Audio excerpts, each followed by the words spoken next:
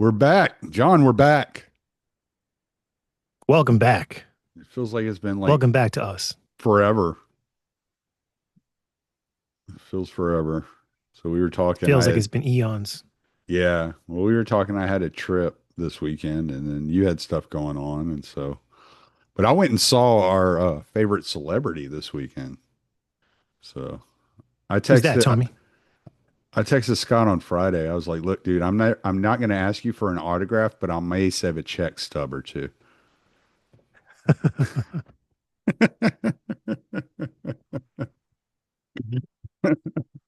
So, but how Yeah, awesome was since the that? last time we spoke, Scott has been to Oxford University Mm, to debate the Brits on War and Peace. And a week later, he goes on the Joe Rogan show. yeah. Well, the And he's been the Oxford most, debate's not out yet, I don't think. oh, yeah, I'm sure they haven't finished editing it yet. Yeah, I know as of Saturday when I was at his place, he was telling me it hadn't been released yet. So hopefully it's coming out pretty soon. But he wasn't real happy with his performance though. He was like, I kind of took for granted that it was like kind of an easy, like a slam dunk. And then once I realized what the crowd was, I was like, oh, it's too late. Like, so, but, Yeah, but I mean, basically, he experienced democracy because people vote. mm, That's how those debates are settled. And as Scott once said years ago, standing in front of a Coca-Cola sign, ironically, democracy is no way to ensure liberty. yeah, that's for sure. Yeah. So, I mean, people in that audience had their minds made up. Mm-hmm. He wasn't going to change it. Yeah. Yeah. But Christopher Hitchens said on the X, Christopher Hitchens was on Scott's debate team. And the question was something like, this house would rather go to war with Russia than lose Ukraine. So Scott and Christopher Hitchens and a couple other guys were arguing, don't do that. And Christopher Hitchens said, you know, I talked to people in the audience after the uh, debate was over who said they actually did agree with us, but they felt like peer pressure to vote um, to vote for war with Russia. And I guess the way it works is there's two different doors to leave the room. And Mm-hmm. depending on which door you leave, that signals your vote. So it is Right. sort of public. Right. Right. Right. I mean, that's just shameful, though. Yeah. Like, yeah, I know it's wrong to go to war with a superpower that has thousands of hydrogen bombs, but like, what are people going to think of me? I'll walk through that door. What are they going to think of me once That's those shameful. hydrogen bombs go off? Yeah. Scott said, like, he joked around about the film Threads, which I've never Yeah. seen, but I is haven't like, seen it either, but I did hear him talk about this. Yeah. right, Britain's version of the day after tomorrow. And Hmm. he was like, haven't y'all seen Threads? You're going to be burning Star Wars characters, action figures for cooking fuel, which I guess happens in that movie.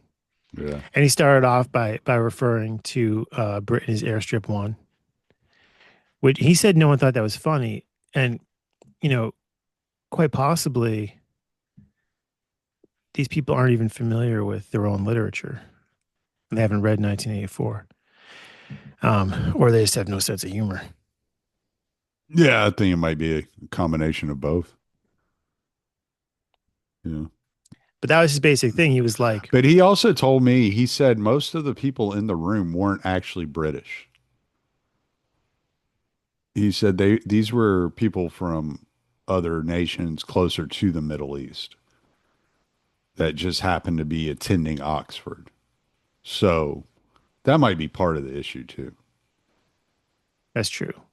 If you Yeah. have Ukrainians in the room, Yeah. Yes. we demand that England fight for Ukraine, meaning we demand the United States fight for Ukraine. Right. Now Scott's thing, he's like, yeah, I'm here from America to tell you we ain't coming. Yeah, we're not We're going to not help you. trading DC for Kiev or London. Mm-hmm. Yeah. And it's a good point that he makes there, but it's just like I don't think people believe that. I really don't think people believe that. And I think that's part of the US's fault being involved all over the world for so long that people are like, no, y'all find a reason to get your fingers into the pie. So, Yeah, I think I told and you I don't this. blame them. I mean, Maybe I don't blame people for believing that, because I'm torn on it because it's like if a rational American were running the nation, then no, we would not come and trade DC for Kiev. But if Obama, we very well may. it's funny too, because if like you're British or anyone in Europe, you should be praying every day the United States doesn't come and get into a direct confrontation with Russia. Oh yeah. Because you're gonna lose.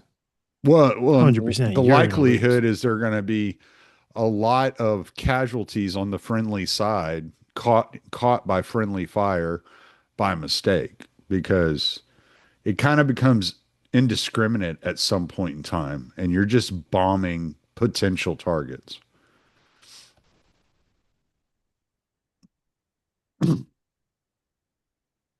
But we did have a good time. Buck showed up. We hung out. I was at Scott's for probably 7 hours. I'm sure he was tired of me by the time I left. So we got there a little bit after 1 in the afternoon and we stayed till about 8:30 at night. Went ate pizza. Went back to the hotel. Good living.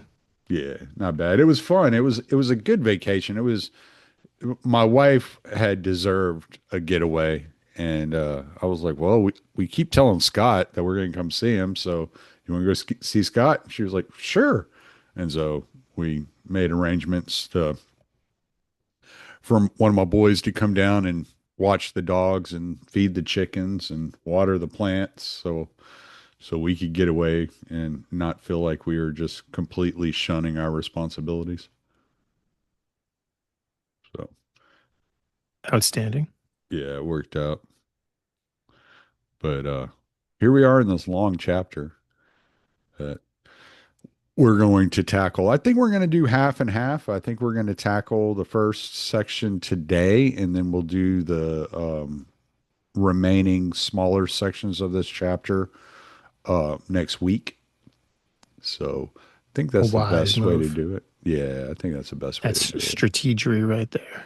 Right, right, right. Because well, I mean, I've been listening to this thing on audiobook and we find a way to turn like a 35-40 minute chapter into an hour and 45-minute podcast. Well, this chapter here is an hour and 20 minutes, so I'm sure we'd be going for a good three and a half hours on this bad boy. No doubt. Yeah. So you want to dive in or you got anything else you want to talk about before we get going? Anything good happening Let's in the get in world? there.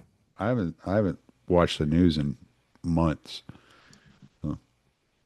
Well, looks like they're going back to war with Iran. Back to Um, war. They stopped the war? well, they call it a ceasefire.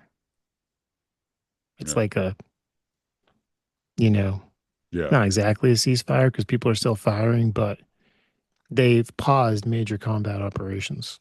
Oh, okay. Okay. Last I But heard different, that the Strait of Hormuz was closed, and then Trump was like, they're going to open it, or we're going to put naval vessels in the strait and ensure that it stays open. And I was like, yeah, I don't think that's going to happen, dude. But I was just, yeah, it's still essentially closed. yeah. Like if the Iranians say you can sail I through, you can figured. I've sail seen the through. gas If the Iranians prices. can't, you can't. Yeah, Yeah. exactly. I just assumed it was closed. I was spending over $4 a gallon in Austin. So it was like, Jesus, that's almost twice the amount of what we pay down here.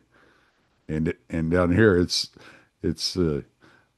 unacceptable that it's over up to $3. So, and it had gone down when he first took office in 2025. When he first came into office, the gas prices dropped almost $1 here, and then this whole war with Iran started, and they went up $1.50 like that overnight. $1.50. It was like, you Damn. bastard! You reversed all the good grace you had garnered. So, I think it's like, I think the estimate I saw was every time the price of a gallon of oil goes up $10, the price, no, the price of a barrel of oil goes up $10, then the price of a gallon of gas goes up 25 cents. mm. I saw it as low here. So It got as low as 213 at one point. when Trump first came back in, Yeah. It didn't stay there for very long, but it got as low as at one point for a couple of days. But it was staying right around like the 225, 226 mark. That's pretty much where it was like kind of had settled at. And now it's up like 370 here, and it's over. It was like 418 in Austin. you know what I was thinking?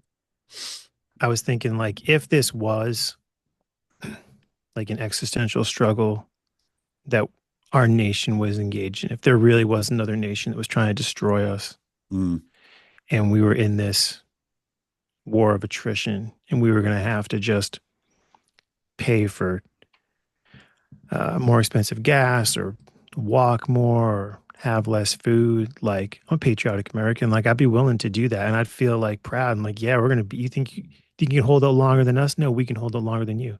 right. But that's not what this is. This is No, that's our what government Iran's going attacked. through. That's exactly, yeah, that's what Iran's going through. So it's like, Mm. yeah, they're already their society is like built on suffering in a way that ours isn't. But then people are going to be like why? There's going to be potentially food shortages and gas is $20 a gallon. And like, but for what? You can't even articulate what it is. You give us different lies every day. Yeah. There's the Israel piece. Now you're talking about invading Cuba. Like, you can just see how, like DC and Scott Horton has described it this way. It might as well just be like an island floating off the coast of America, like totally separate and detached. Mm, It sucks up the wealth from this country, but then it just serves all these different special interest groups, many of whom are just like diaspora from places around the world, like Israel or Cuba or Venezuela, that want the empire to go and settle old scores and put them in power, or put their side in power back in the homeland. hmm And that's crazy. Like who's telling Trump, hey, yeah, we haven't finished losing this war against Iran. Let's go invade Cuba. We haven't finished losing this Our war. and it's funny too is Cuba is like it's like our Taiwan. Right. We're over here lecturing the Chinese like y'all better not mess with Taiwan. All right, we're going into Cuba. hmm I did The see lack of somebody talking self-awareness is about, shocking. I saw somebody was saying that Trump was like serious about making Venezuela the 51st state. And I was like, that's impossible. Canada's already the 51st state. Venezuela has to be the 52nd state. So there's to all my Canadian brethren out there that get pissed off when somebody jokes about that, which I think it's still funny. So cheers, guys. All right. Well, let's dive into this. Get some. Tactics. We will either find a way or make one. Hannibal. Tactics means doing what you can with what you have. Tactics are those consciously deliberate acts by which human beings live with each other and deal with the world around them. In the world of give and take, tactics is the art of how to take and how to give. Here, our concern is with the tactic of taking, how the have nots can take power away from the haves. For an elementary illustration of tactics, take parts of your face as the point of reference. your eyes, your ears, and your nose. First, the eyes. If you have organized a vast, mass based people's organization, you can parade it visibly before the enemy and openly show your power. Second, the ears. If your organization is small in numbers, then do what Gideon did: conceal the members in the dark, but raise a din and clamor that will make the listener believe that your organization numbers many more than it does. Third, the noise. If your organization is too tiny, even for noise, stink up the place. I'm sorry, the nose. The nose. If your organization is too tiny for noise, stink up the place. Always remember the first rule of power tactics. Power is not only what you have, but what the enemy thinks you have. The second rule is never go outside the experience of your people. When an action or tactic is outside the experience of the people, the result is confusion, fear, and retreat. It also means a collapse of communication, as we have noted. The third rule is wherever possible, go outside of the experience of the enemy. Here you want to cause confusion, fear, and retreat.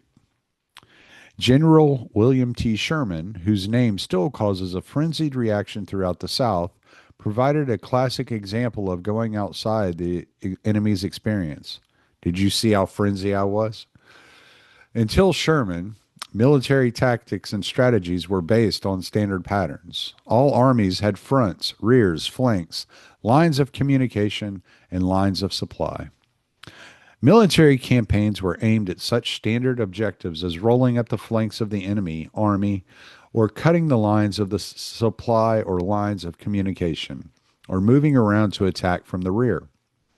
When Sherman cut loose on his famous march to the sea, he had no front or rear lines of supplies or any other lines. He was on the loose and living on the land. The South, confronted with this new form of military invasion, reacted with confusion, panic, terror, and collapse. Exactly how I reacted when I read his name. Sherman swept on to inevitable victory. It was the same tactic that, years later, in the early days of World War II, the Nazi Panzer tank divisions emulated in their far flung sweeps into enemy territory, as did our own General Patton with the American 3rd Armored Division. The Wait, I'm fourth rule. sorry. Yeah, Did go he ahead. just did he just compare the the army of the North to the Nazis? And to General I think he Patton. did. Yes, he did. And to General Patton. Yes. And I thought that was funny when I read that. I was thinking about something you said, I think in our last uh, installment, that there's been many iterations of the United States, and you're not living under the iteration of the Constitution anymore. You're living under the Civil Rights Act of 1964. Mm-hmm. And I was thinking about those different iterations and where does these domestic mythologies about like the evil white people and the oppressed black people, come from.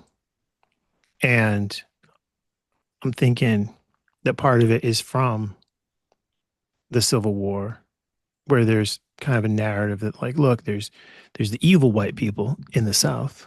They all have slaves, the noble black people. Then there's the good people in the North that wanted to save those slaves.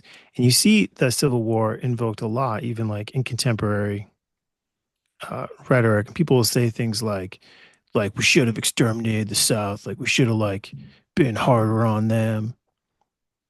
We got all this white supremacy now because we didn't handle it back then. Yeah. And I remember Yeah. being a kid in Massachusetts public elementary school, and like the very liberal um, school marms telling us about General Sherman, and it was like, you're supposed to be proud. Like this guy's burned everything in the South as he marched to the sea and Mm-hmm. like took no prisoners. Like that's how the North defeated the South. So like that's definitely playing into these mythologies that we have today. Right. And there's also this whole thing that's kind of been flowing through this entire book of there's no hard fast rule, right? So if the Nazis exterminate the Jews, that genocide is bad. But if the North had exterminated the South, that genocide is good. So genocide isn't always bad and it's not always good. It just depends on the utility of the genocide and what the results are. So that's a very utilitarian aspect of this entire text is there's not one hard fast rule. There's not an objective truth. There's not an objective morality. Morality is based upon the objective, right?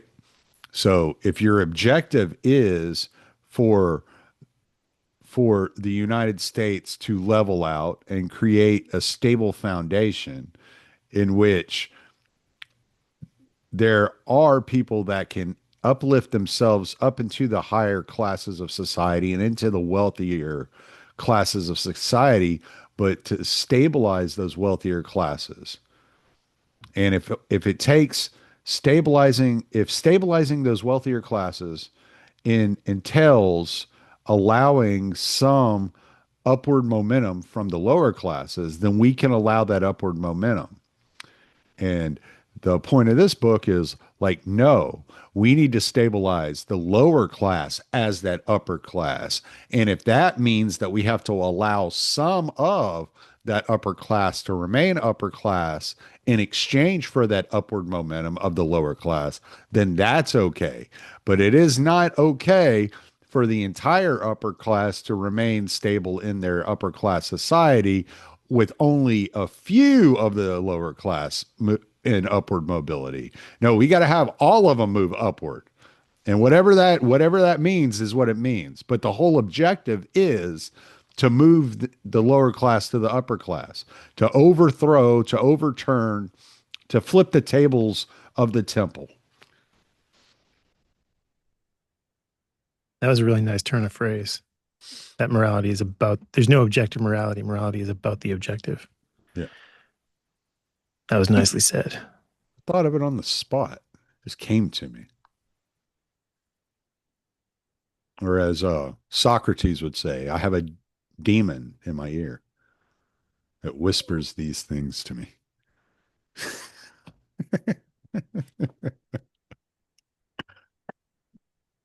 All right. So the fourth rule is make the enemy live up to their own book of rules. You can kill them with this, for they can no more obey their own rules than the Christian church can live up to Christianity. The fourth rule carries within it the fifth rule. Ridicule is man's most potent weapon. It is almost impossible to counterattack ridicule. Also, it infuriates the opposition, who then react to your advantage. The sixth rule is a good tactic is one that your people enjoy. If your people are not having a ball doing it, there is something very wrong with the tactics. That's, that's why that I was watching that porn that one day and that chick had BLM across her stomach. And she was really enjoying herself. I'm kidding. The seventh rule, a tactic that drags on too long becomes a drag. Man can sustain militant interest in any issue for only a limited time, after which it becomes a ritualistic commitment, like going to church on Sunday mornings. New issues and crises are always developing, and one's reaction becomes, well, my heart bleeds for these people, and I'm all for the boycott, but after all, there are other important things in life, and there it goes.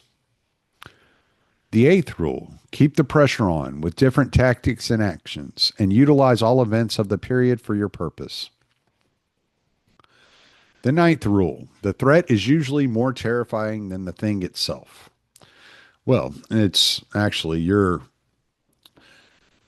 anticipation of the result is more terrifying. I don't know if the threat itself is more terrifying, but definitely how you anticipate what the result will be is definitely more terrifying.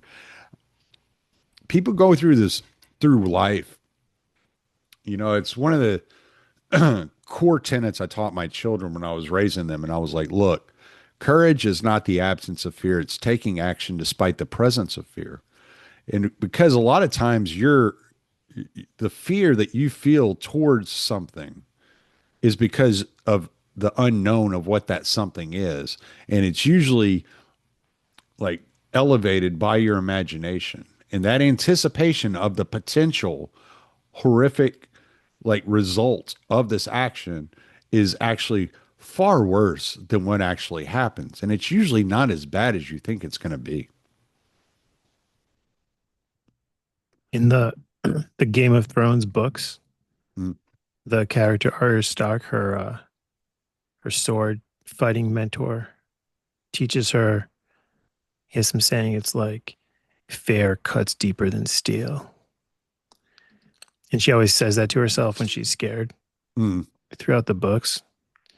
And another thing that's cool about that is like that's something that like they teach in chess. When you're playing chess, sometimes the actual like threat of capturing a piece is more useful to you than actually capturing the piece, which I Mm. think is so funny because the the politicians and the pundits, they're always talking about like the government is like playing chess, like a different dimension of chess, or like there's playing chess. And Zbigniew Brzezinski wrote a book, The Grand Chessboard, and they're always talking about like we got to take out Iran and like remove that piece from the board. But they never actually say anything that's analogous to like um, chess principles. Right. And I've never heard anyone be like, the like threat that we could bomb Iran, that's actually more useful to us than actually bombing them. Like once we start bombing them, that's going to have all these negative repercussions on us. No, it's like we got to go in there and we got to bomb them. And I'm like, and like, yeah, like we're playing chess. I'm like, have you guys actually played chess? I don't think you have. And if you have, I think you lose all the time. Because that's not how you play chess. Yeah. So it's funny that he was kind of like keyed into that idea. That was like one place in the book where I was like, oh, okay. Touche, Olinsky. Yeah. Yeah. If Zbigniew Brzezinski was playing chess, then Donald Trump is playing Connect Four, and Lindsey Graham is playing Shoots and Ladders.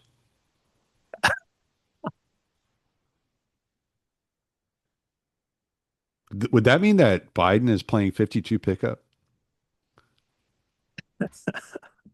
I don't know. He's just looking at the cards on the ground. Yeah, he's just like, Come on, man. that's not an Uno.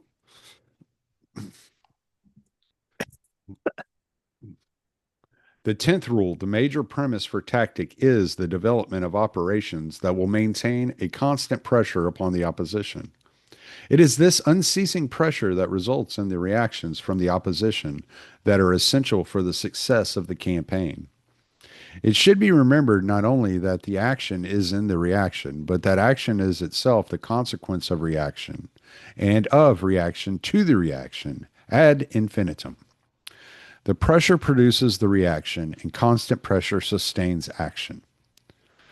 The 11th rule is if you push a negative hard and deep enough, it will break through into its counter side. Oh, see, he's playing Shoots and Ladders too. This is based on the principle that every positive has its negative.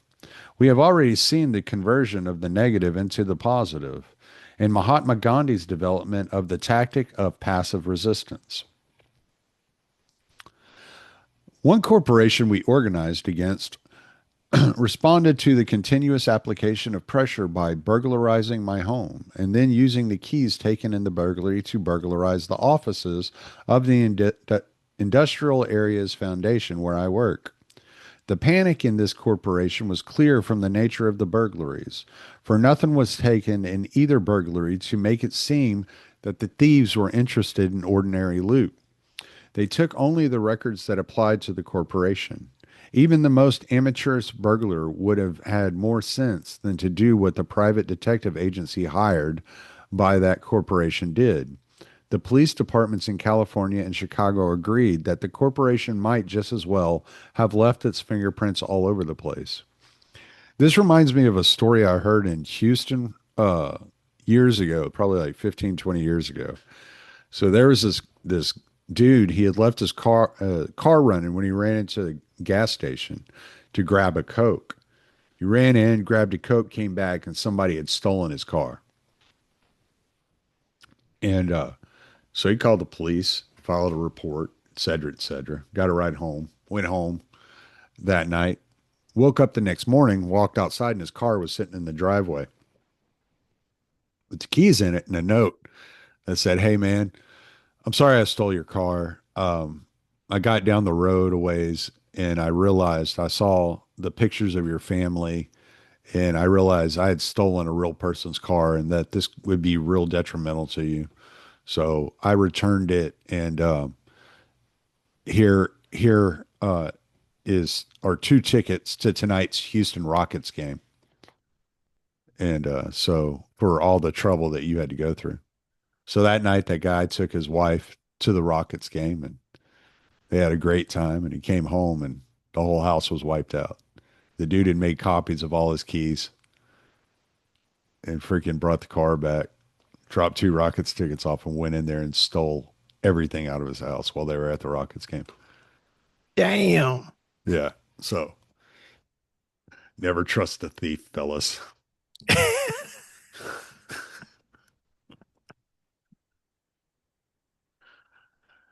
In a fight, almost anything goes. It almost reaches the point where you stop to apologize if a chance blow lands above the belt.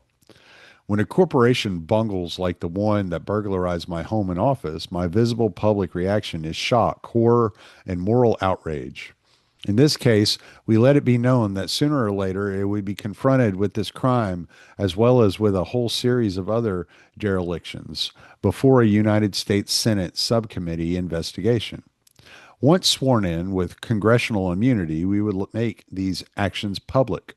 This threat, plus the fact that an attempt on my life had been made in Southern California, had the corporation on a spot where it would be publicly suspect in the event of assassination. At one point, I found myself in a 30-room motel in which every other room was occupied by their security men. This became another devil in the closet to haunt this corporation and to keep the pressure on. The 12th rule: the price of a successful attack is a constructive alternative. You cannot risk being trapped by the enemy in his sudden agreement with your demand and saying, "You're right, we don't know what to do about this issue. Now you tell us." The 13th rule: pick the target, freeze it, personalize it, and polarize it. In conflict tactics, there are certain rules that the organizer should always regard as universalities. One is that the opposition must be singled out as the target and frozen. By this, I mean that in a complex, interrelated urban society, it becomes increasingly difficult to single out who is to blame for any particular evil. There is a constant, somewhat legitimate passing of the buck. In these times of urbanization, complex metropolitan governments, the complexities of major interlocked corporations, and the interlocking of political life between cities and counties and metropolitan authorities, the problem that threatens to loom more and more is that of identifying the enemy. Obviously, there is no point to tactics unless one has a target upon which to center the attacks. One big problem is a constant shifting of responsibility from one jurisdiction to another. Individuals and bureaus, one after another, disclaim responsibility for particular conditions, attributing the authority for any change to some other force. In a corporation, one gets the situation where the president of the corporation says that he does not have the responsibility. It is up to the board of trustees or the board of directors. The board of directors can shift it over to the stockholders, et cetera, et cetera. And the same thing goes, for example, on the board of education appointments in the city of Chicago, where an extra legal committee is empowered to make selections of nominees for the board, and the mayor then uses his legal powers to select names from that list. When the mayor is attacked for not having any blacks on the list, he shifts the responsibility over to the committee, pointing out that he has to select those names from a list submitted by the committee. And if the list is all white, then he has no responsibility. The committee can shift the responsibility back by pointing out that it is the mayor who has the authority to select the names. And so it goes in a comic, if it were not so tragic, routine of who's on first or under which shell is the P hidden. The same evasion of responsibility is to be found in all areas of life and other areas of City Hall urban renewal departments, who say the responsibility is over here and somebody else says the responsibility is over there.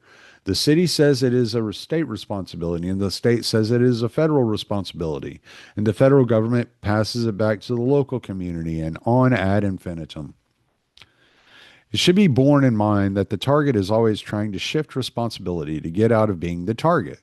There is a constant squirming and moving in strategy, purposeful and malicious at times, other times just for straight self survival, on the part of the designated target. The forces for change must keep this in mind and pin that target down securely. If an organization permits responsibility to be diffused and distributed in a number of areas, attack becomes impossible. I remember specifically that when the Woodlawn organization started the campaign against public school segregation, both the superintendent of schools and the chairman of the Board of Education vehemently denied any racist segregationist practices in the Chicago public school system. They took the position that they did not even have any racial identification data in their files, so they did not know which of their students were black and which were white. As for the fact that we had all white schools and all black schools, well, that's just the way it was. If we had been confronted with a politically sophisticated school superintendent, he could have very well replied, "Look, when I came to Chicago, the city school system was following, as it is now, a neighborhood school policy. Chicago's neighborhoods are segregated. There are white neighborhoods and black neighborhoods, and therefore you have white schools and black schools. Why attack me? Why not attack the segregated neighborhoods and change them?" He would have had a valid point of sorts. I still shiver when I think of this possibility, but the segregated neighborhoods would have passed the buck to someone else, and so it would have gone into a dog chasing his tail pattern, and it would have been a 15-year job to try to break down the segregated residential pattern of Chicago. We did not have the power to start that kind of a conflict. One of the criteria in picking your target is the target's vulnerability. Where do you have the power to start? Furthermore, any target can always say, "Why do you center on me when there are others to blame as well?" When you freeze the target, you disregard these arguments and, for the moment, all the others to blame. Then, as you zero Speaking of in, freezing, yeah, speaking of freezing the target, yes, sir. ICE, Ice, baby. Immigration Customs Enforcement. That's the the agency that's been frozen and been the protests and the anger has been targeting, because often right alongside them is the border patrol guys. It's a whole different agency. And in Yes. Minneapolis, ICE killed that woman, but then border patrol killed that guy. Hmm. So they come up in the rhetoric sometimes, but usually it's just focused on ICE. And even if like they sent the Marines in to round up illegal immigrants, there would be a decision that would have to be made in like the higher ups of the people trying to destroy society.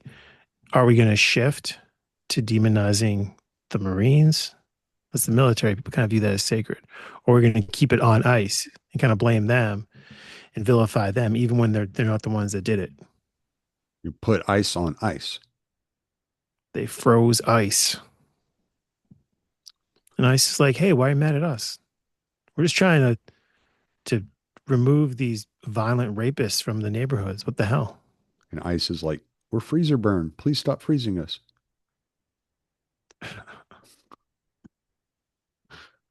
"We were water yesterday. We're ice today. What the hell are you doing?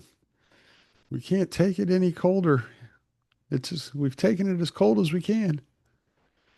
Yeah, man, I don't know. It's not just them. Like the who was that chick that got fired? That was the head of ICE, head of DHS. Nome, Christy Christy, Nome. no. She made it so easy for people to attack them, though. You know, it's not so easy to attack Border Patrol. Border Patrol is kind of like they're kind of low level. They kind of just almost like beat cops the way they interact with the public, right? So it's a lot harder, a lot more difficult to attack them, especially with the kind of scum that they have to deal with on the borders. It's much easier to attack straight at ICE because that was like Kristi Noem's pet project, right? That was her thing. That was what she was really like engaged in. And so, really, an attack on ICE was an attack on Kristi Noem, but Kristi Noem made it so goddamn easy to attack her that it was just like, what are we supposed to do? Like, quit trying to act like a hard ass, right? Like, you can be you can be tough on crime. You can be strict, like a strict parent, without being an abusive parent, and you can be tough on crime without being an abusive, like authoritarian tyrant. Like, it's not it's not the same thing. It's not synonymous. So that's part of the, oh shit, I'm bleeding everywhere. Okay. Oh, all right. My bad. You okay? Yeah, my elbow's bleeding. I had like, we were sitting at a picnic table yesterday and I'd sat with my elbow and I guess I just shifted it and it pulled the skin off. And I guess just sitting here leaning on my elbow a while ago, I just busted it open. I realized Ouch. I was bleeding when I stuck to my desk. So I was like, why am I stuck to the desk? I was like, oh shit, there's blood everywhere. So, Man, you're but yeah, bleeding for the cause right now. yeah, I'm good. I'll get a transfusion when we're done. So, all right. Anyway, maybe I need to freeze and zero in on that target. Get some Neosporin and a Band-Aid. But anyway, so then as you zero in and freeze your target and carry out your attack, all the others come out of the woodwork very soon. They become visible by their support of the target. The other important point in the choosing of a target is that it must be a personification, not something general and abstract, such as a community's segregated practices or a major corporation or city hall. It is not possible to develop the necessary hostility against, say, City Hall, which, after all, is a concrete, physical, inanimate structure, or against a corporation, which has no soul or identity, or a public school administration, which again is an inanimate system. John L. Lewis, the leader of the radical CIO labor organization in the 1930s, was fully aware of this, and as a consequence, the CIO never attacked General Motors. They always attacked its president, Alfred Ice Water in his veins Sloan, and they tried to freeze him, but he had ice water in his veins. They never attacked the Republic Steel Corporation, but always its president, Bloodied Hands, Tom Girdler. What a name, Girdler. It's like cousin of the Riddler. And so with us, when we attacked the then superintendent of the Chicago public school system, Benjamin Willis, let nothing get you off your target. It's like when Lent was going on, there was in Israel there was this whole thing going on where they weren't letting people have access to the the church, the oh, what is it, the it's on the tip of my tongue. Anyway, they had stopped Bishop Pizzaballa, which is, I'm sorry, I couldn't help but laugh about the dude's name. I mean, I I was like, it's Bishop Pizzaballa. He sounds like a bad guy from Teenage Mutant Ninja Turtles who like was running around with Shredder or something. Like it's like I'm a Pizzaballa. You know, when Pizza Baller gets there, you're gonna be in a lot of trouble. You don't let him in the church. It was just funny. I don't know. So I see these names and I thought of that. And I'm like, these guys' names are insane. But anyway, enough of that nonsense. I'm being silly. With this focus comes a polarization. As we have indicated before, all issues must be polarized if action is to follow. The classic statement on polarization comes from Christ. He that is not with me is against me. Luke 11:23. He allowed no middle ground to the money changers in the temple. One acts decisively only in the conviction that all the angels are on one side and all the devils on the other. A leader may struggle toward a decision and weigh the merits and demerits of a situation which is 52% positive and 48% negative. But once the decision is reached, he must assume that his cause is 100% positive and the opposition 100% negative. He can't toss forever in limbo and avoid decision. He can't weigh arguments or reflect endlessly. He must decide and act. Otherwise, there are Hamlet's words, and thus the native hue of resolution is sicklied o'er with the pale cast of thought, and enterprises of great pith and moment, with this regard, their currents turn awry and lose the name of action. Many liberals during our attack on the then school superintendent were pointing out that after all, he was a 100% devil. He was a regular churchgoer. He was a good family man, and he was generous in his contributions to charity. Can you imagine in the arena of conflict charging that so and so is a racist bastard and then diluting the impact of the attack with qualifying remarks such as, he is a good church going man, generous to charity, and a good husband? This becomes political idiocy. An excellent illustration of the importance of polarization here was cited by Ruth McKinney in Industrial Valley, her classical study of the beginning of organization of the rubber works in Akron, Ohio. John L. Lewis faced the mountaineer workers of Akron calmly. He had taken the trouble to prepare himself with exact information about the rubber industry and the Goodyear Tire and Rubber Company. He made no vague general speech, the kind the rubber workers were used to hearing from Green, then president of the AF of L. Lewis named names and quoted figures. His audience was startled and pleased when he called Cliff Slusser by name, described him, and finally denounced him. The AF of L leaders who used to come into Akron in the old days were generally doing well if they remembered who Paul Litchfield was.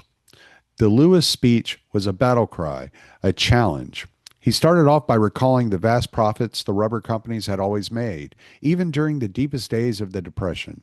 He mentioned the Goodyear labor policy and quoted Mr. Litchfield's pious opinions about the partnership of labor and capital.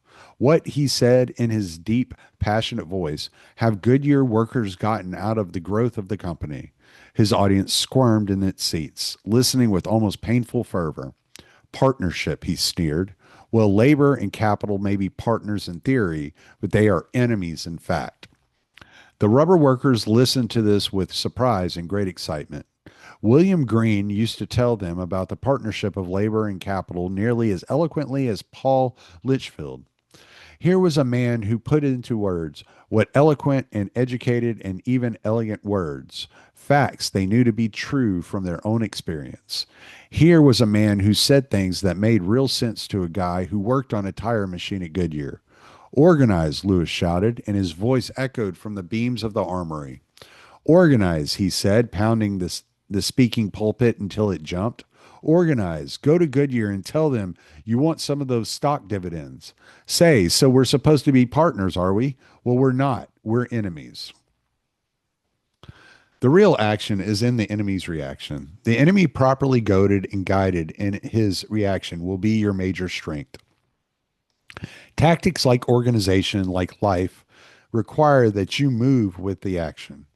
The scene is Rochester, New York, the home of Eastman Kodak, or rather Eastman Kodak, the home of Rochester. Rochester is literally dominated by this industrial giant. For anyone to fight or publicly challenge Kodak is in itself completely outside of Rochester's experience. Even to this day, this company does not have a labor union. Its attitudes toward the general public make paternalistic feudalism look like participatory democracy. Rochester prides itself on being one of America's cultural crown jewels. It has its liberal libraries, school system, university, museums, and its well-known symphony. As previously mentioned, we were coming in on the invitation of the Black Ghetto to organize them. They literally organized to invite us in. The city was in a state of hysteria and fear at the very mention of my name. Whatever I did was news. Even my old friend and tutor, John L. Lewis, called me and affectionately growled, I resent the fact that you are more hated in Rochester than I was. This was the setting. One of the first times I arrived at the airport, I was surrounded by reporters from the media. The first question was what I thought about Rochester as a city, and I replied, it is a huge southern plantation transplanted north. To the question, why was I meddling in the black ghetto after everything that Eastman Kodak had done for the blacks? There had been a bloody riot, National Guard, etc., the previous summer. I looked blank and replied, maybe I am innocent and uninformed of what has been happening here, but as far as I know, the only thing Eastman Kodak has done on the race issue in America has been to introduce color film. The reaction was shock, anger, and resentment from Kodak. They were not being attacked or insulted, they were being laughed at, and this was insufferable. It was the first dart tossed at the big bull. Soon Eastman would become so angry that it would make the kind of charges that finally led to its downfall. That's something I always say is like the worst thing, like the best, like offense against like the political class is mockery. You just mock them, laugh at them. They're ridiculous. They're not worth taking seriously, right? And you mock them and you laugh at them and you tell people like, look, the reason you got to pull yourself up by your bootstraps is because these people can't do anything for you. They're ridiculous people. They're unserious. They're not here to help you. They don't like you. They don't love you. They don't care about you. They only care about lining their own pockets. So, in order to create a situation in which we get a government or a governing body within our communities that actually do care for the people, you have to make yourself powerful in your own life.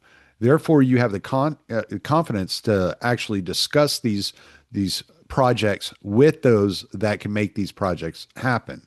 But the project isn't going in and asking them to give you money or give you more stuff. The project is going in and making it more free so that you have the ability to further your economic development on your own without their obstructions. No, you need to protest. You need to make a sign, Well, fuck, I or fucked we'll that give all you a up. sign. Here's a free sign, Tommy. Here, And you go here's your down sign. to City Hall, you hold your sign that says Like, people over profits. what was that? What Give was that us money. comedian's name? Here's your sign. Bill Engvall. And somebody would he would say somebody said something stupid, and he goes, "Well, here's your sign."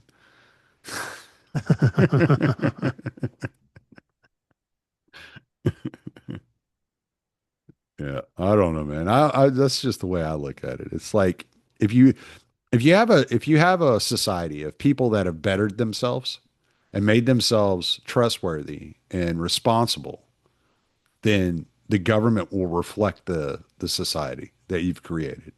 But if you have a society of people that are worthless, that are unwilling to work for themselves, that are just selfish and don't care about their neighbors or the community around them, then you're going to have a government that reflects that. And that's really what the point is. That was like the whole point of when the founders were saying liberty is left to those is meant for those that are of high moral quality, right? They weren't saying that you had to be perfect.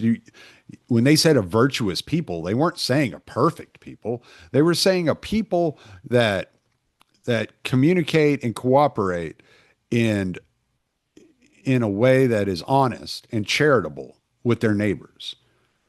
Because if you are a people that are honest and charitable with your neighbors, then you're going to expect your government reflect your persona. So that's I mean, and that's what people mean when they say you get the government that you deserve, you know? Like it's really a reflection of the society. The way that the government operates is a reflection of the society.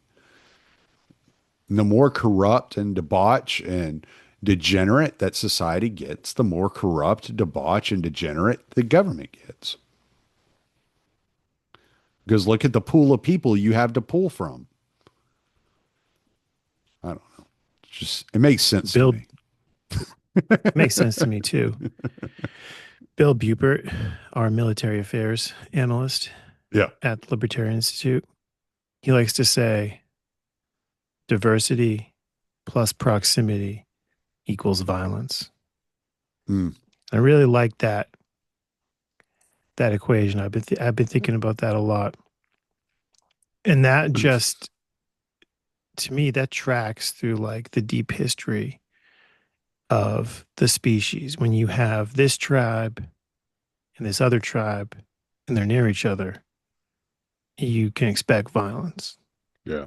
So whenever you see, and you could like, so when you see violence, that means that you've got some type of diversity and some type of proximity. And the proximity could be like you're on the same planet, here come the cruise missiles from hundreds of miles away.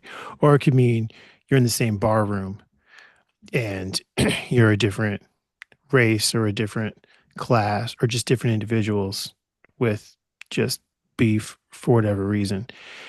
So when you do see, though, a lot of diversity and a lot of proximity, but you're not getting the violence or you're not getting as much violence as you might expect, then that means that there's other variables in the equation that are putting like a downward pressure on the diversity and or the proximity. And I think that in a multiracial, multicultural nation is the state. And that's why you get the authoritarian state. Then you reverse that. It's like, well, if you want an authoritarian state, you would make the society more diverse, more antagonistic. And if you can get those people fighting against each other, you can get those people being, more debauched, then it's going to be easier to like rule over all of them. Hmm. And And even if you have someone who's like, no, no, hit me. oh, I was going to say, and in today's society, people have such simple minds that they think violence equals strength. So therefore, you get the saying, "Diversity is our strength."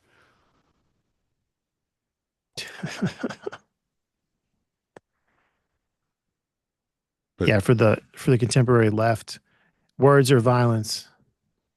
Your words so and my words are violence. so And then their diversity is our violence is words. diversity is our greatest strength.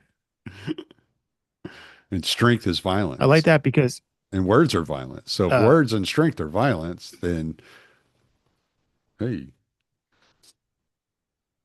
violence is responsible rhetoric, yeah, depending on who's doing it. yeah. Again, there's no objective morality. It depends on the objective. So I'm going to be saying that forever now. I'm going to quote that forever. That's going in Good. my book. Go for it. It's yours. You can have it. I'll forget by tomorrow. No, I'm going to obviously quote you Well, I and use appreciate that. this episode as my my reference. Yeah, it's like the only smart thing I've said the entire episode. So I appreciate it. It's If I funny when I if was I could get my wife to only remember the smart things I've said, like I'd be gold. you said many smart things this episode, but what's funny is like when I was like a young kid, when I would have like an idea that I thought was cool, Mm, I would be like, oh man, I hope no one's thought of that before. But now, the I'm older, whenever I have a cool idea, I'm like, oh God, I hope somebody had this idea yes, like yeah, 1,000 years ago and said it. right. Yes, Because I hope. otherwise, if I'm the first person to think it, there's a good probability it's stupid. But if I can find quotes from like all these pre-modern philosophers and all these Enlightenment cats and even like Islamic scholars, yeah, look at all these people that said this, then there's something to this idea. Well, not only that, but also at the older you get, the more you understand how powerless you actually are. So you just hope that somebody with power actually had the thought and is actually trying to implement it because you're like, I can't do anything about it. So the next question was about my response to a bitter personal denunciation of me from W. Allen Wallace, the president of the University of Rochester and a present director of Eastman Kodak. He had been the head of the Department of Business Administration, formerly at the University of Chicago. He was at the university when it was locked in bitter warfare with the black organization in Woodlawn. Wallace, I replied, which one are you talking about? Wallace of Alabama or Wallace of Rochester? But I guess there isn't any difference. So that was your question? This reply introduced an element of ridicule and it ended any further attacks from the president of the University of Rochester, who began to suspect that he was going to be shafted with razors and that an encounter with me or with my associates was not going to be an academic dialogue. It should be remembered that you can threaten the enemy and get away with it. You can insult and annoy him. But the one thing that is unforgivable and that is certain to get him to react is to laugh at him. This causes an irrational anger. I hesitate to spell out specific applications of these tactics. I remember an unfortunate experience with my Reveille for Radicals in which I collected accounts of particular actions and tactics employed in organizing a number of communities. For some time after the book was published, I got reports that would-be organizers were using this book as a manual, and whenever they were confronted with a puzzling situation, they would retreat into some vestibule or alley and thumb through to find the answer.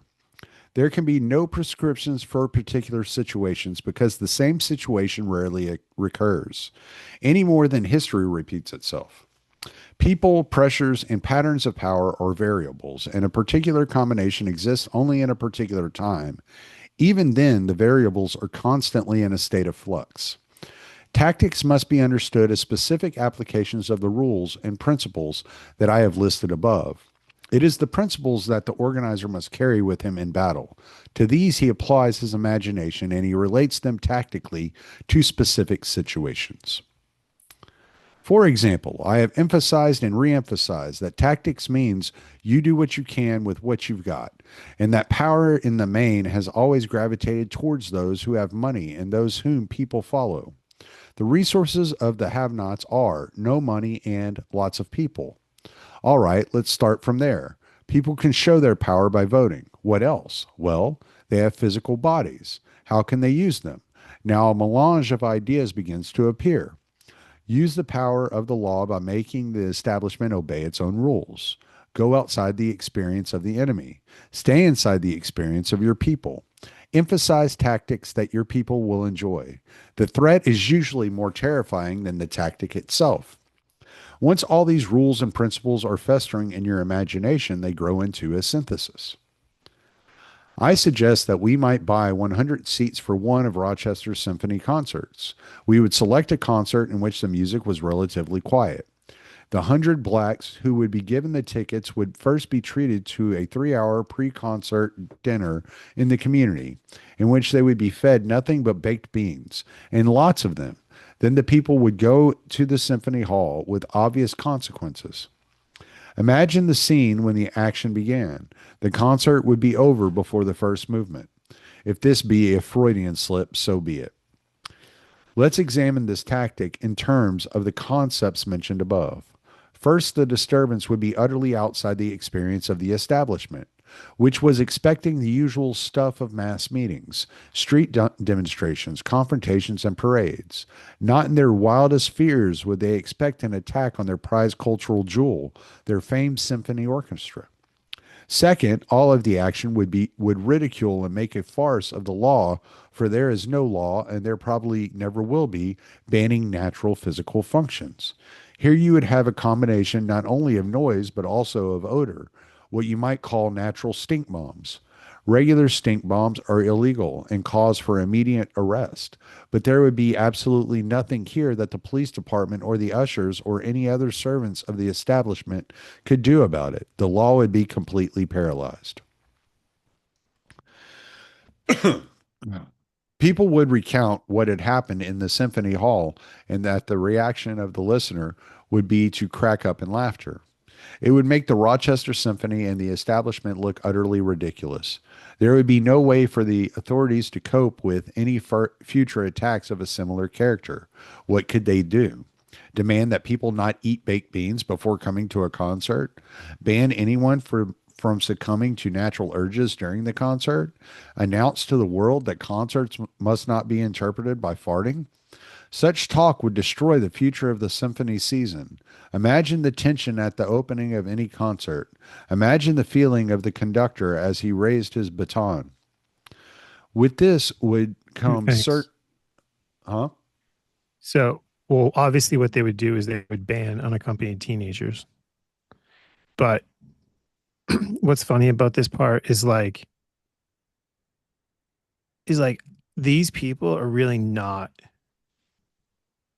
the enemy that he's um suggesting we ruin their night.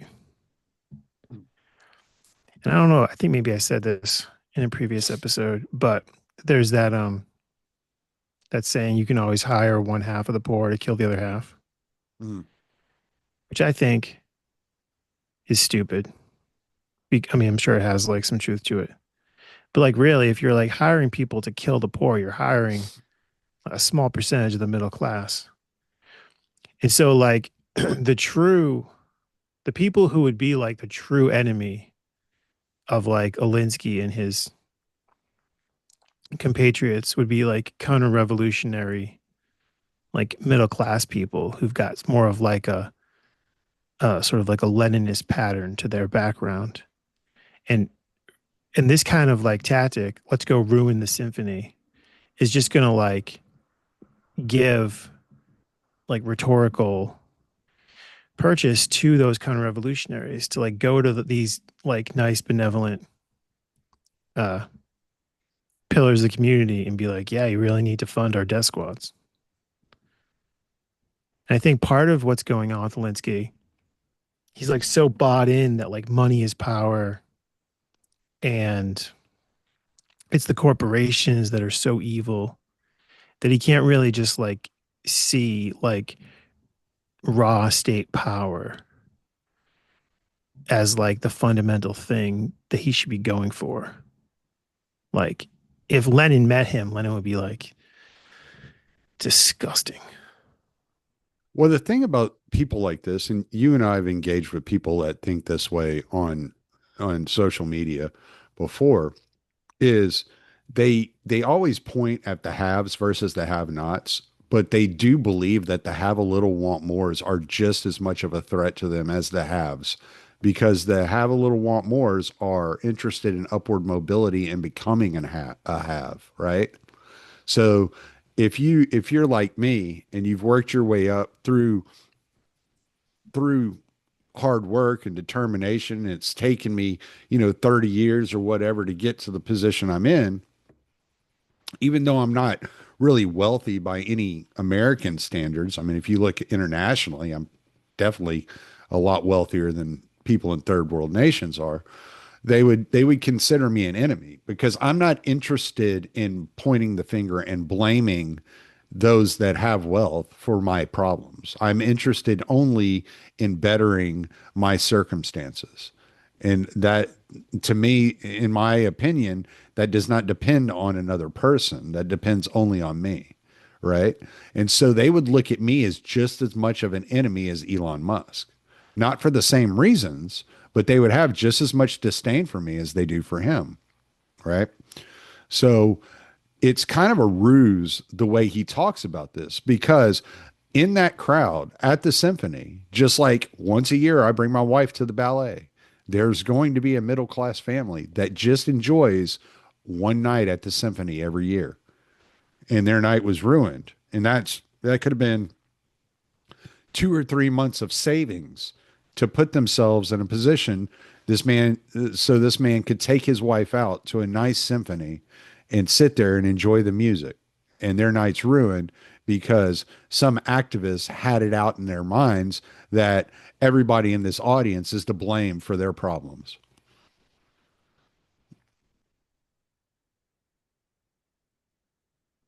So, but they don't care about that. They only care about pointing the finger. It's got to be somebody else's problem. It's not their poverty is not their own issue. It's everybody else's fault. They're not to blame or responsible for anything that's occurred in their life. It all happens to them. So, It's like if the you people it that don't produce anything are the reason that we have wealth. The people who produce the wealth, they just stole it hmm, from these other people. So that's why we need to tax them to give it back. We're just returning the property to its rightful owners who are exploited by Elon Musk, by Jeff Bezos. There's no way you can become a billionaire.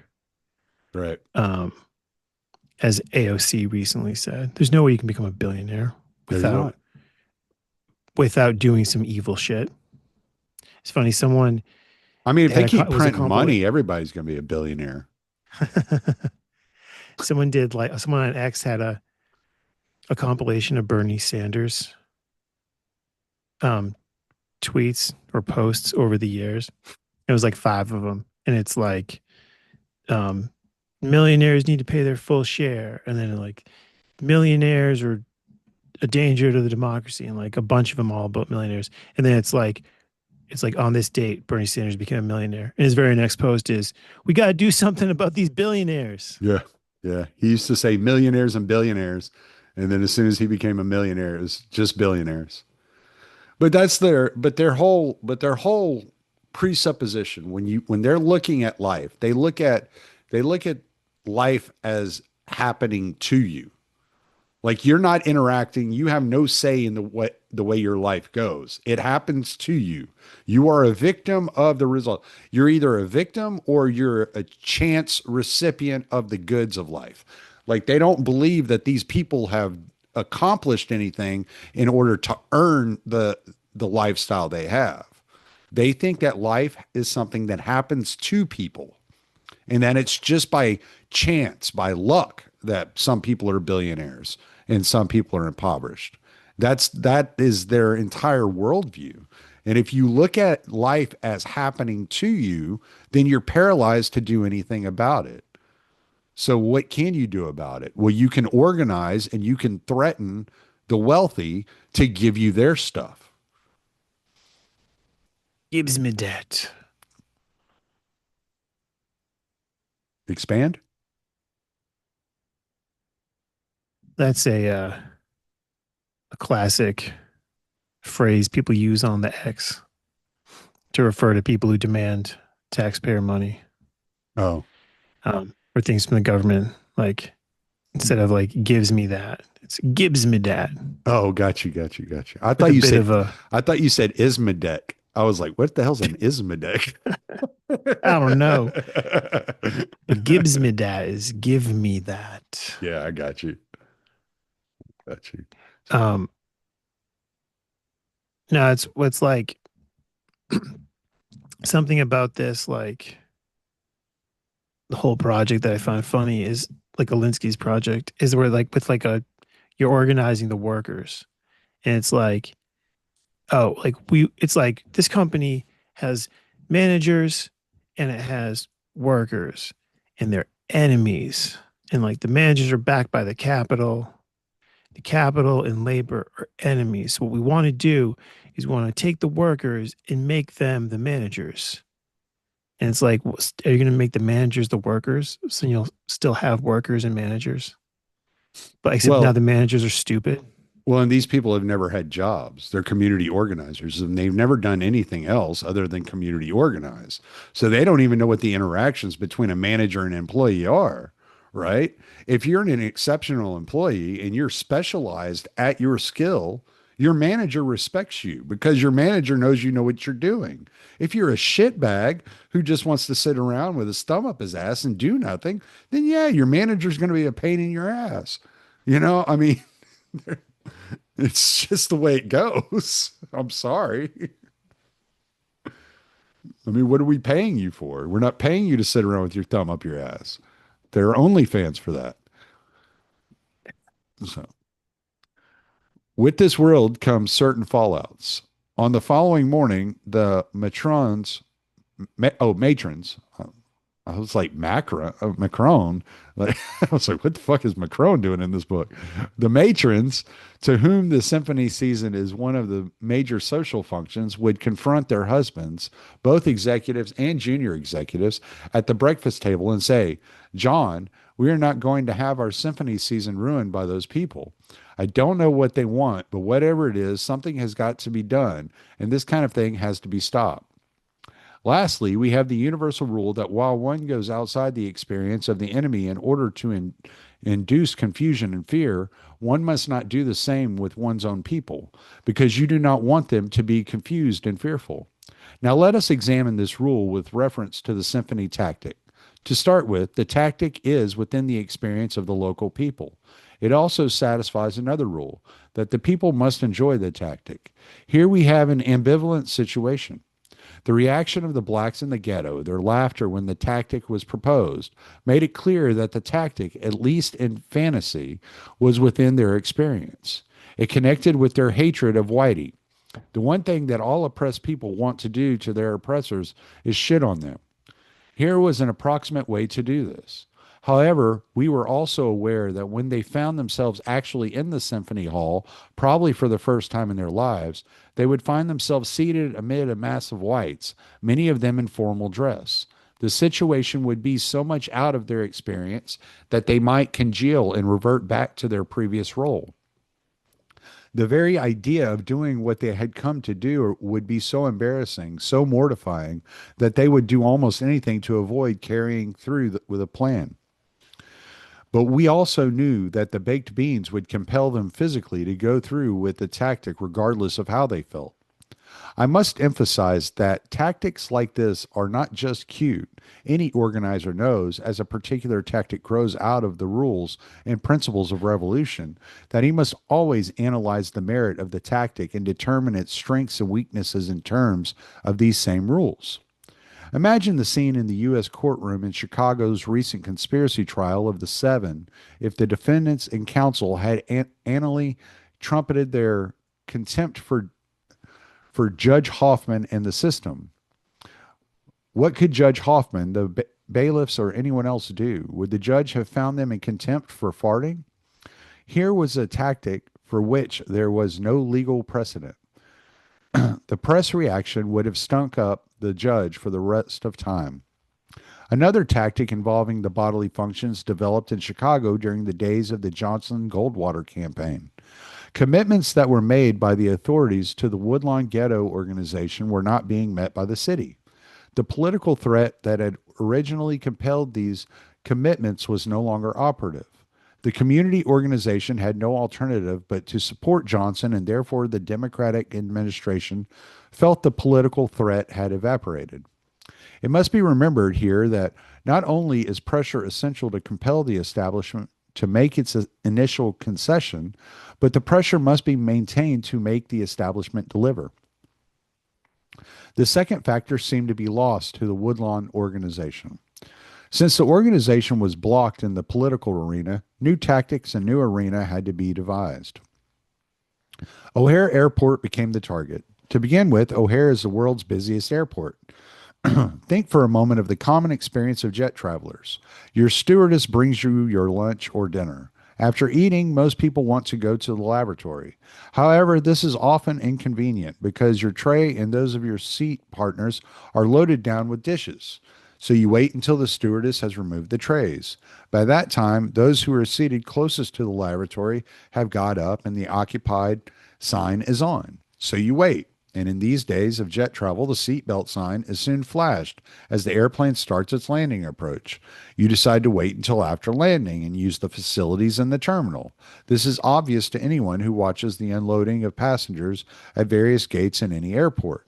Many of the passengers are making a beeline for the men's or ladies' room. With this in mind, the tactic becomes obvious. We tie up the lavatories. In the restrooms, you drop a dime. Enter, push the lock on the door, and you can stay there all day. Therefore, the occupation of the sit down toilets presents no problem. It would take just a relatively few people to walk into these cubicles armed with books and newspapers, lock the doors, and tie up all the facilities. What are the police going to do? Break in and demand evidence of legitimate occupancy? Therefore, the ladies' restrooms could be occupied completely. The only problem in the men's laboratories would be the stand up urinals. This too could be taken care of by having groups busy themselves around the airport and then move in on the stand up urinals to line up 4 or 5 deep whenever a flight arrived. An intelligence study was launched to learn how many sit down toilets for both men and women, as well as stand up urinals, there were in the entire O'Hare Airport complex, and how many men and women would be necessary for the nation's first shit in. The consequences of this kind of action would be catastrophic in many ways. People would be desperate for a place to relieve themselves. One can see children yelling at their parents, "Mommy, I've got to go," and desperate mothers surrendering. "All right, well, do it. Do it right here." O'Hare would soon become a shambles. The whole scene would become unbelievably unbelievable, and the laughter and ridicule would be nationwide. It would probably get a front page story in the London Times. It would be a source of great mortification and embarrassment to the city administration. It might even create the kind of emergency in which planes would have to be held up while passengers got back aboard to use the plane's toilet facilities. I wonder if those sailors that flush their shirts down the toilets in that on that ship in Iran had read this and we're like, fuck that. Let's get this fucking boat back home. You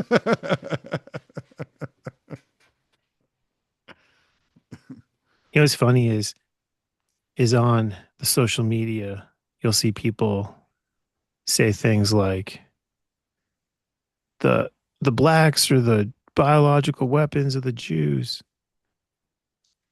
And we don't parlay with such vulgar collectivist thinking. We think of people as individuals. But it is funny that here's Zelensky like, you know what I'm gonna do with the blacks? I'm gonna give them a bunch of beans. And then I'm gonna send them to the symphony to ruin the night for Whitey. And then we're gonna destroy the bathrooms in the airport. And it's like, if that happened to me, I might be like really like annoyed to the point of like maybe even like slightly radicalized. And I might think like, oh, maybe this is why the CIA was like flooding their communities with crack. Maybe it was like maybe actually it was for like national security or something. Maybe this is why they're like just increase the welfare and don't let the father be in the house. We need to like break up this these communities or these goddamn organizers are going to ruin the symphony with them. Hmm. Yeah. Or I could be like, man, all that crack that the CIA gave these black people has caused them to fuck our bathrooms up. I'll be like, crack gives you the shits. So just say no to crack.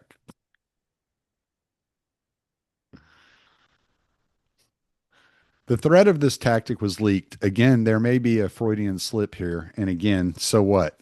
Back to the administration. And within 48 hours, the Woodlawn organization found itself in conference with the authorities, who said that they were certainly going to live up to their commitments and they could never understand where anyone got the idea that a promise made by Chicago City Hall would not be observed.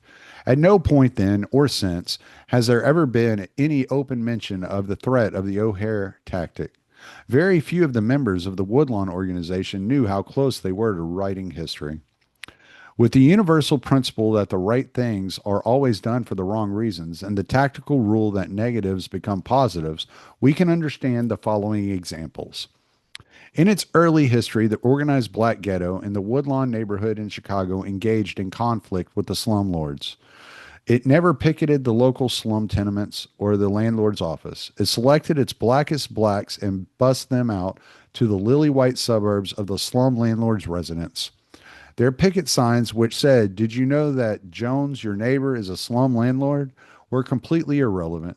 The point was that the pickets knew Jones would be inundated with phone calls from his neighbors. "Jones, before you say a word, let me tell you that those signs are a bunch of lies." Oh, excuse me. Neighbor, look, Jones, I don't give a damn what you do for a living. All we know is that you get those goddamn niggers out of here or you get out. Jones came out and signed. The pressure that gave us our positive power was the negative of racism in a white society. We exploited it for our own purposes. Let us take one of the negative stereotypes that so many whites have of blacks, that blacks live to sit around eating watermelon. Suppose that 3,000 blacks suddenly descended into the downtown sections of any city, each armed with and munching a huge piece of watermelon. This spectacle would be so far outside the experience of the whites that they would be unnerved and disorganized. I guess the next one, he's going to give them chicken. He gave them beans and watermelon. It's chicken's next. Dude, if you gave me It's a getting pot that of, grape drink. motherfucker, you gave me some fried chicken, a watermelon, and some baked beans, I'd be happier than a pig in shit. I'd be sitting outside just chilling. This spectacle would be so far outside the experience of the whites that they would be unnerved and disorganized.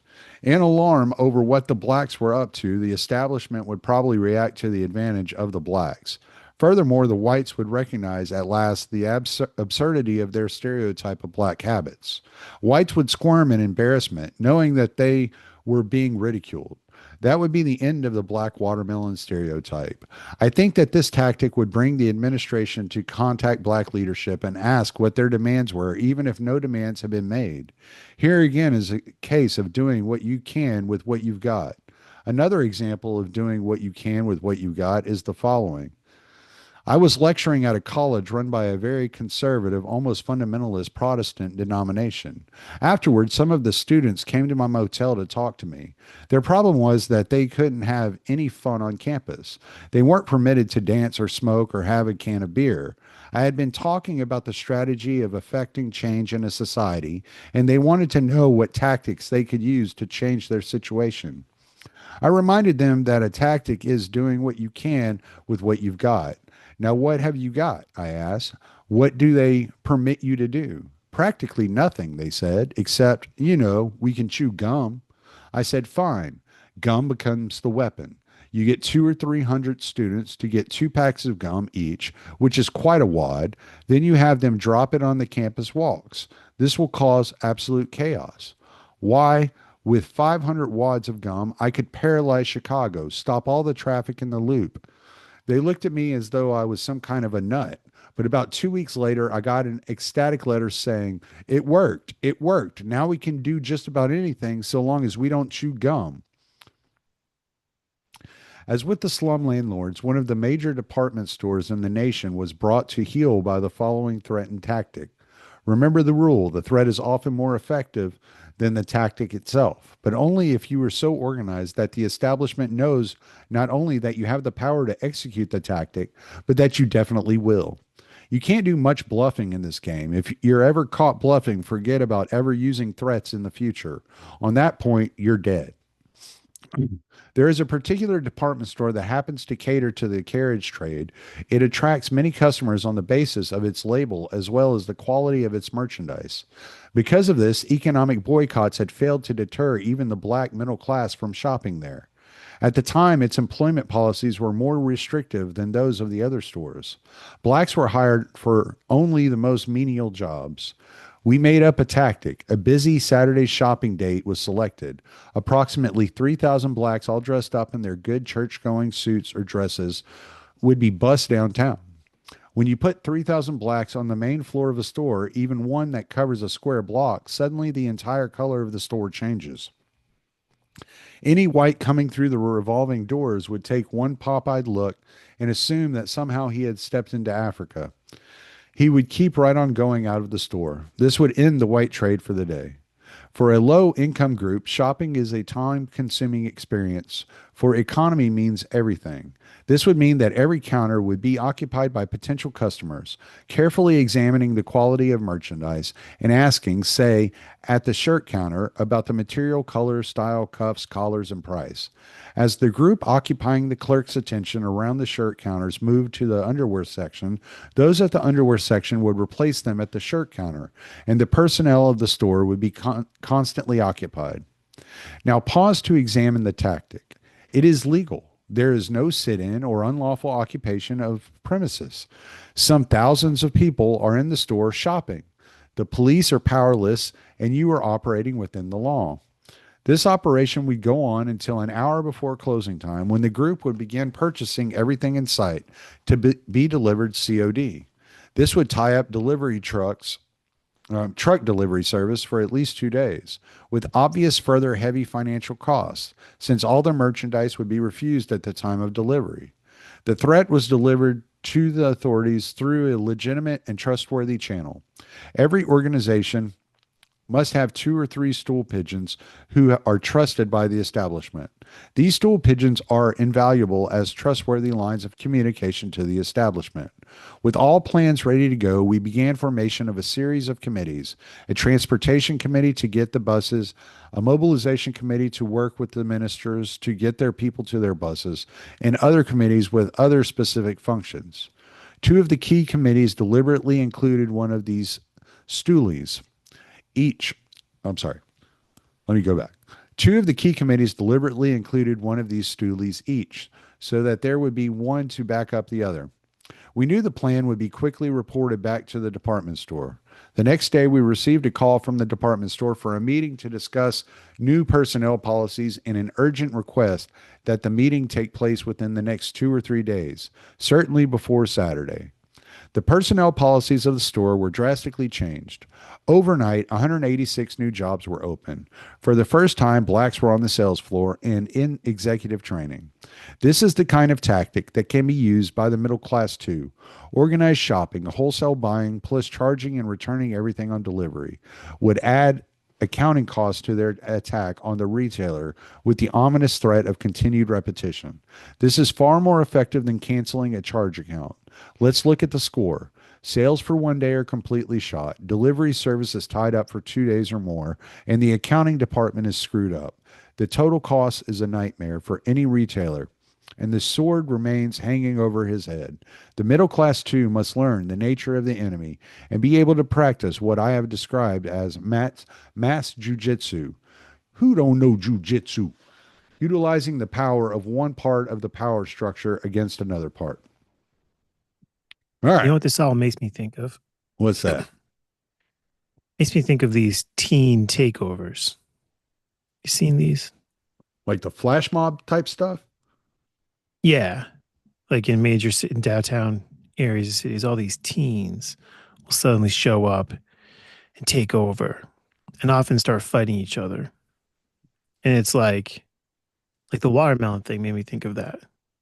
And so I'm like, because I wonder, like, who's organizing these teen takeovers? Is it just the teens on the social media? Like, hey, man, let's take over. Or are there organizers who are like, you know what? Whitey believes this stereotype that the blacks are disproportionately violent. So what we're going to do is have some young blacks take over a part of the city and be violent. Mm. That will dispel the stereotype and get us some concessions from the man. Well, I would say in But every really, one it's of just, these. Oh, go ahead. I'm sorry. well, I was saying it's just fueling like resentment and anger Mm. that could be exploited by the counter-revolutionary forces that, like you spoke about early um, in this series, the kind of people that would want to infiltrate and hijack any organization's movement as a first step to neutralize it, but would perhaps be willing to escalate from there. Mm. I was looking when these protests were breaking out, like I think what was it? Was it Milwaukee? No, it was Minnesota, Minneapolis. When they were breaking out there, I was looking, and not a number of the organizers that were involved had gotten money through oh shit, what do you call it? USAID. It had funneled in through USAID through other large corporations. So USAID would give money out to these like pet projects like the Ford Foundation and stuff like that. and all these NGOs around the world. Well, some of the money that was going into these organizations in Minneapolis were coming from these NGOs that were then funded by USAID. And you could do that you can look at like the BLM movement and all these mass protest movements. USAID isn't directly giving them money, but the NGOs and the organizations that USAID funds is funneling money to them in one way, shape, or form. So, 6 degrees of Kevin Bacon and USAID is funding these these destructive political movements in these cities. It's a color revolution. Yeah, exactly. All they've done is the Democratic Party has just politicized has taken this framework of this book and made it their strategy for politics.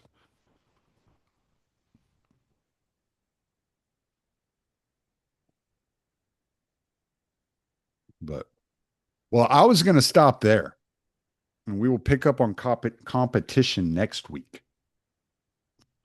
It's a good place to stop. I thought so. Plus, my mouth is starting to get dry, and this place on my elbow is starting to hurt. Like I That's moved. right. You're bleeding. Yeah, This man's bleeding look for at the that. cause. Damn, Tommy. Need Yeah, some I got first aid. yeah, I got blood all over my damn desk. It's like Jesus. So yeah, and it's just it's starting to dry, so it's like hurting every time I move it. It like pulls. So I'm like, Oh, that's the stop. worst. Yeah, so I want to get a wet towel and wipe this up. But Clean that up good. yeah, definitely. But hey, plug whatever you got to plug, man, and we'll end it here. I just want to plug the Libertarian Institute. Um, I got, I f- finished this weekend. I finished a new article I've been working on.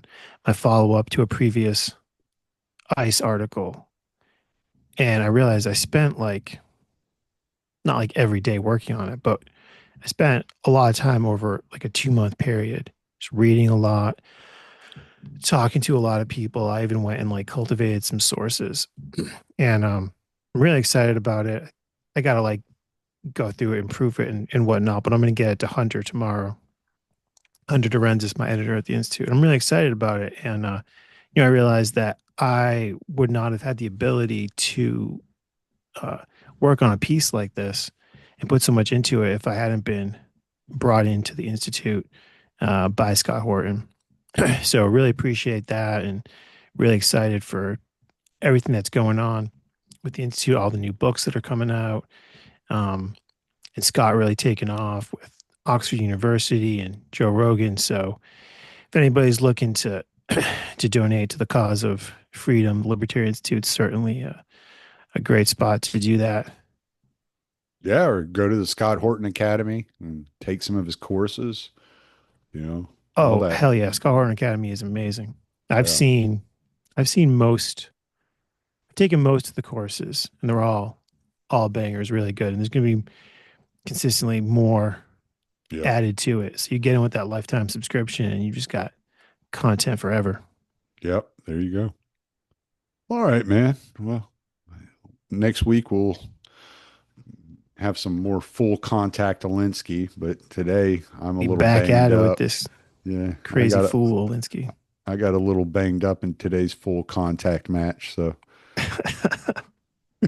Don't let the enemy get you down. yeah, no doubt. Yeah, I'm gonna go get my blood transfusion and some Neosporin and possibly a beer, which will Yeah. thin my blood, make me bleed more. So that will stop the Just keep recording. it flowing.